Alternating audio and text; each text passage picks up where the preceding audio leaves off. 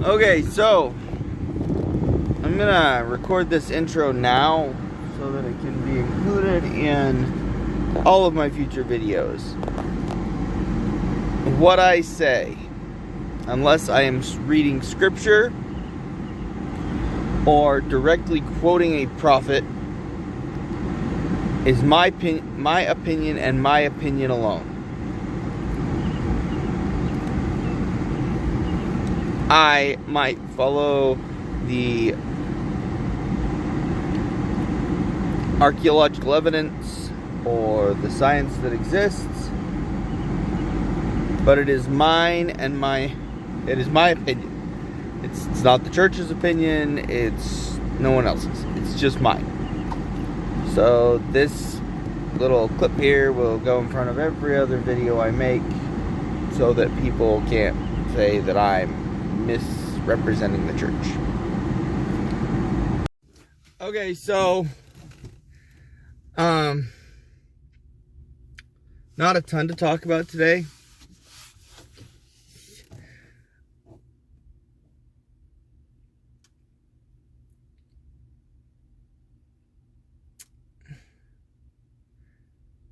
I know that I've made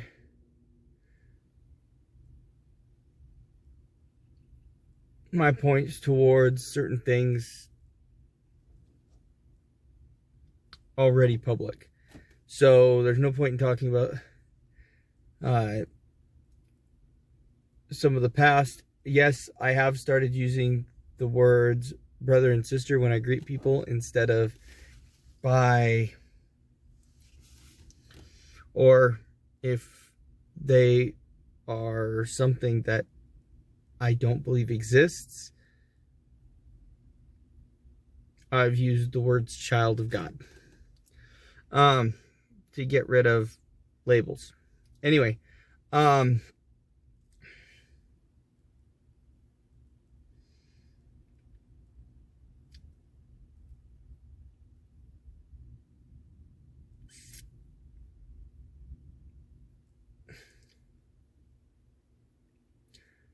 I love the story of Enoch,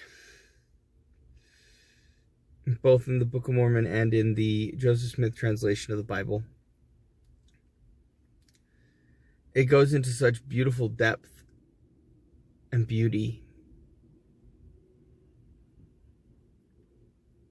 It talks about the spirit of the world.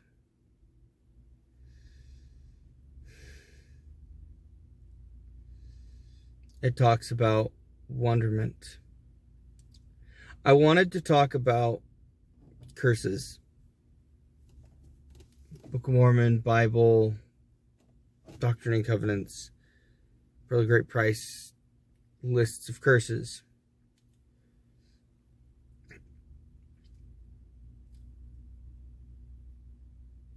Lands are mentioned.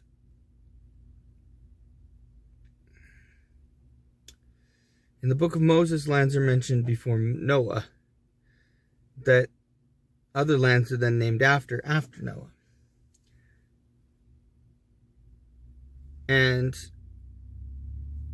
it mentions peoples and curses.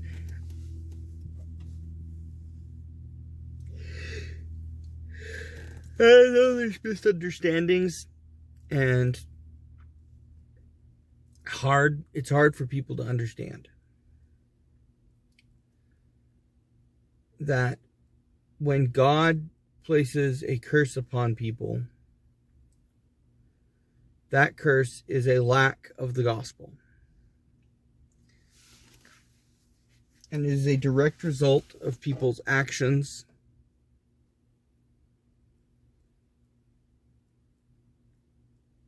and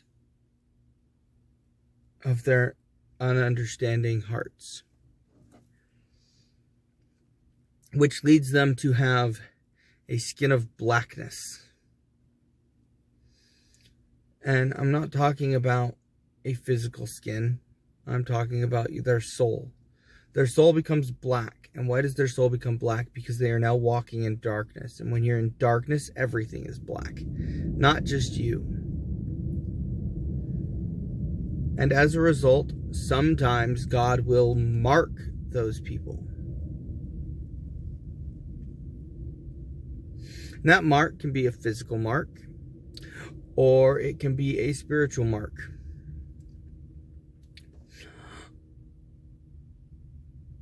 But it is a mark, and it is something that is recognizable by all those that follow God. I'm not saying that God changes people's skin color and I'm not saying that black people are bad or dark-skinned people are bad. I'm not. Because it's not true.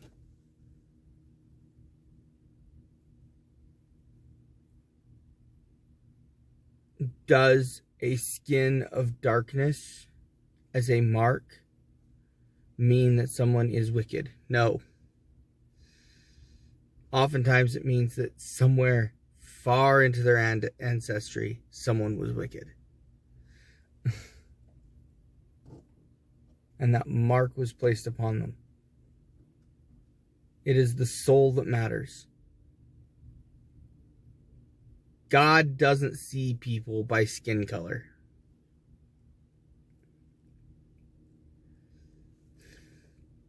He will separate people by what they do. And if a group of people are stubborn and unable to see the spiritual, he may mark them physically. Or they may mark themselves.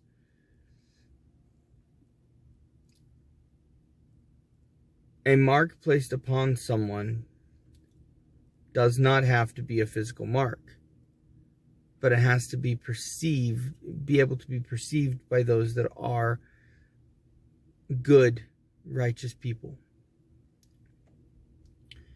So, I was talking to my son about this today. In the story of Enoch, as he's teaching the people of Canaan fall upon another group of people. And obviously the word Canaan comes from the word Cain. The land was named for Cain. And these people fall upon this other group of people and wipe them out. And it says that they were wicked and that God placed a curse upon them. And darkness fell upon them. And that's referring to the spiritual darkness, to the spiritual blackness that fell upon them, because they were walking in the dark.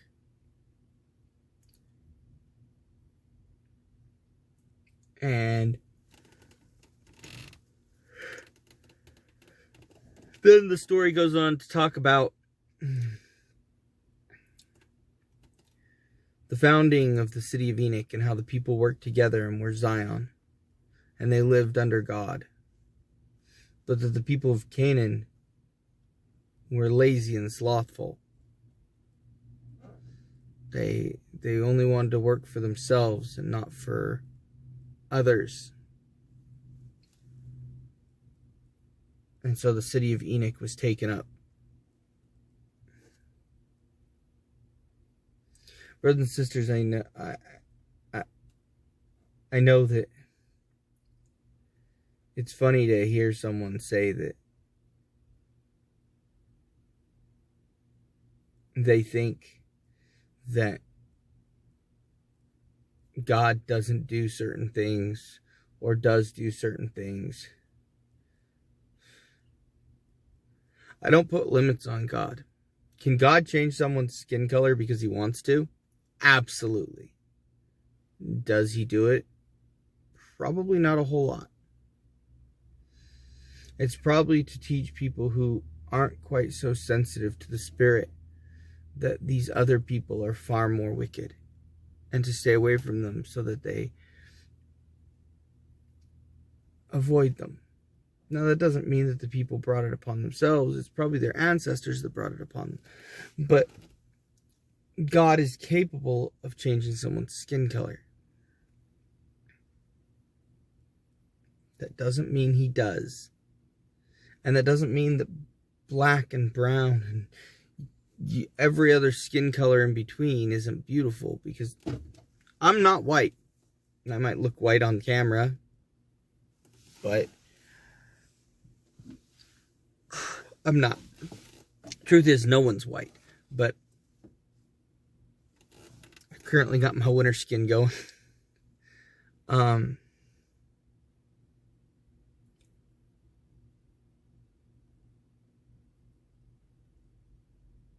Every person is a shade of brown. And that's okay. Because all colors are beautiful.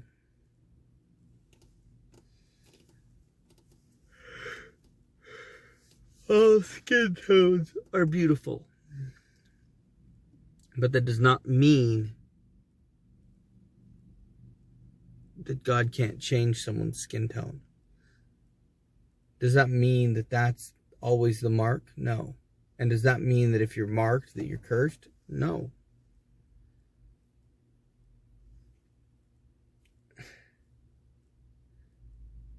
The people of Africa, right, are descendants from Ham. Ham married a Canaan woman, a daughter of Cain. Well, probably his great granddaughter or whatever, right? Like a descendant of Cain. And as such, in the Bible, it specifically says that he was cursed. Ham lost the birthright.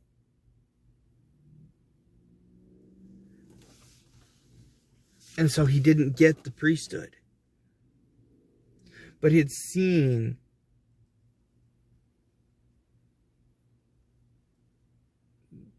and he understood, and he implemented that in much of early Egyptian worship. But the people were without the gospel. They were without the priesthood. And that was the curse. And it says that they would be cursed until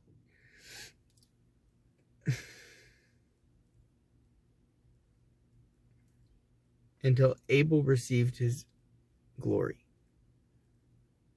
Well, that happened when Christ was resurrected. And what happened when Christ was resurrected? Holy cow. Abel was resurrected. And Abel received his paradisical glory.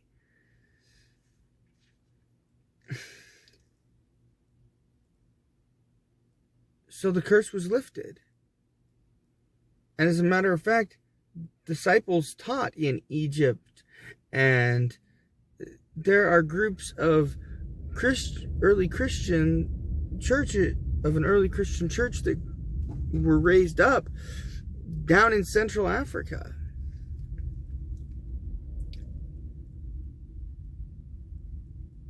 So, yeah, the curse was lifted. They were able to receive the gospel. They were able to receive the priesthood.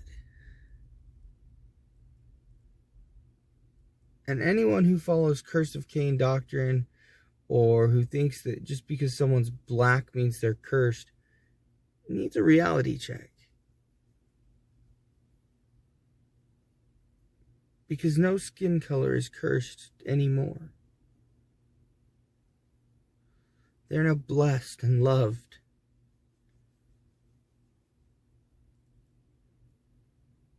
And even when they were cursed, those who were good were blessed and loved.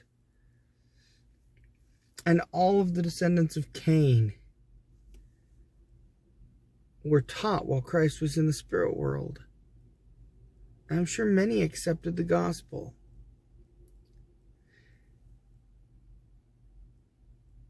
But I love the verse that says that a blackness came upon them. It doesn't say God put blackness upon them. They brought that blackness upon themselves through their own choices and their own decisions. And that blackness is a blackness of the soul. All right, brothers and sisters, I have to go in. I have to stop now, so I'll record some more later. Talk to you in a bit. Okay, so the next thing I wanted to talk about,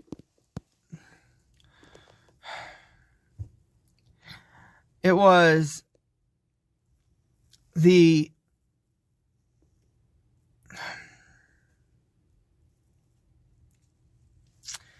some stuff going on with the way the world is.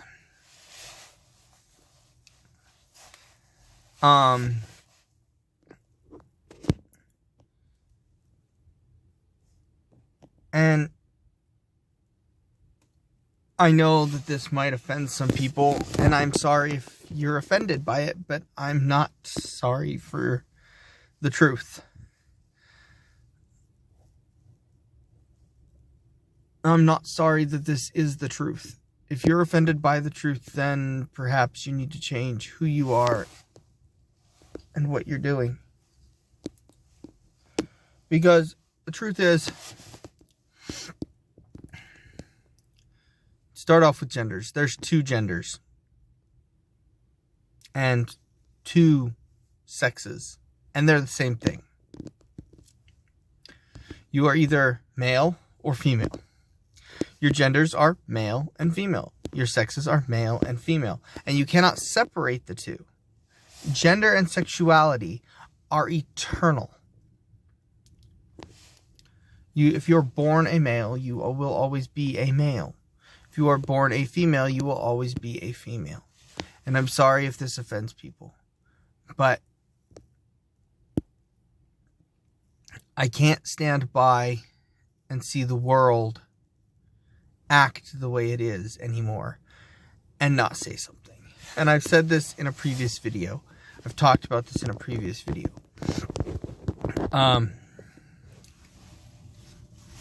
So that's the first one. The next thing I wanted to talk about was, and these are the big ones.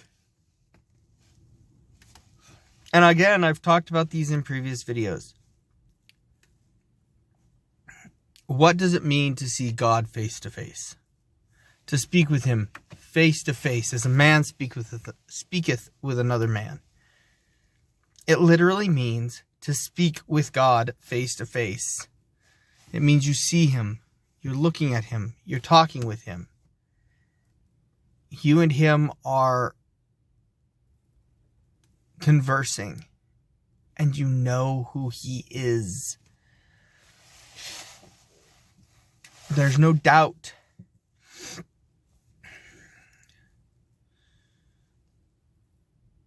Now, this means that you must be transfigured. It means you must be changed from a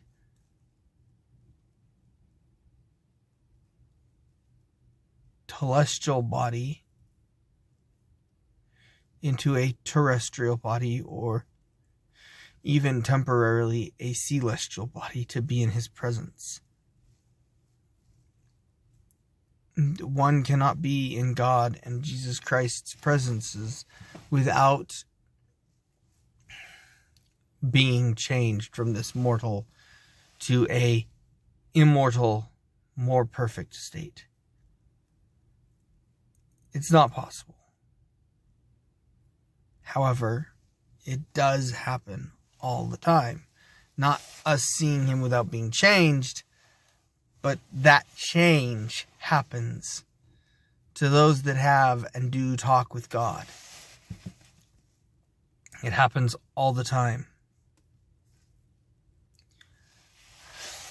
See, when the world was created, it was in a terrestrial state. It was as beautiful and perfect as could be without the ability for progeneration being placed upon the earth. There was no birth. There was no copulation as far as procreation. Like, yeah, Adam and Eve could have sex before they fell, but it was impossible for Eve to get pregnant before they fell. Just as every other animal could not procreate until the fall of Adam. And this is important, because until the fall, there was no death.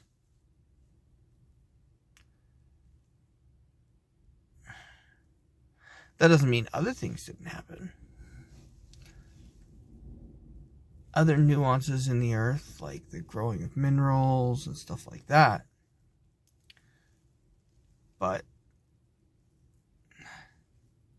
there was no procreation.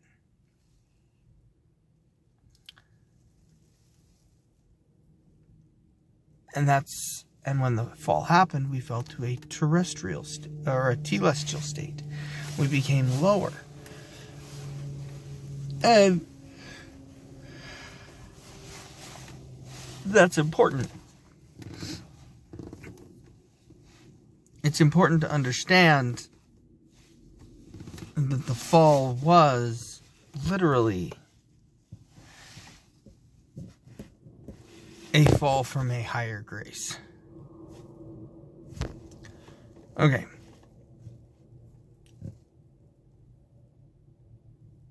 But that we are capable of receiving celestial glory, and that eventually the earth, when it receives its paradisical glory, won't be a telestial or a terrestrial state, but it will be a celestial state.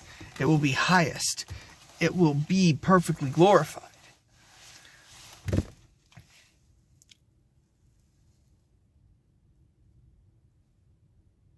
And that's something people have trouble grasping or understanding.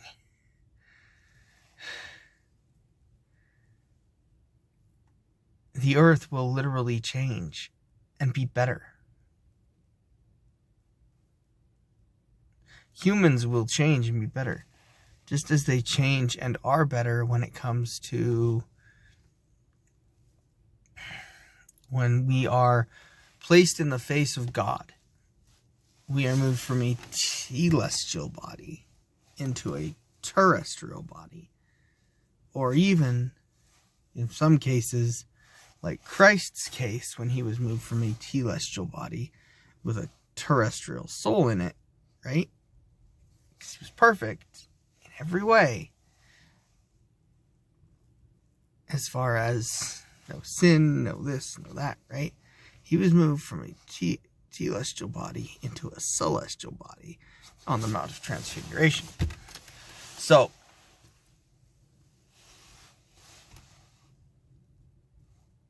that was the last thing I wanted to talk about, was the difference and how it is possible for man to see God face to face.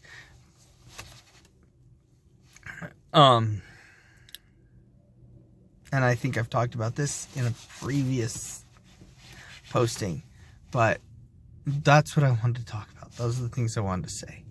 I love you, brothers and sisters. I will post again soon. Have a wonderful day. Have a wonderful night. Whatever it is, whenever you're watching this. I love you all as my brothers and sisters of God. And I will talk to you later. Bye.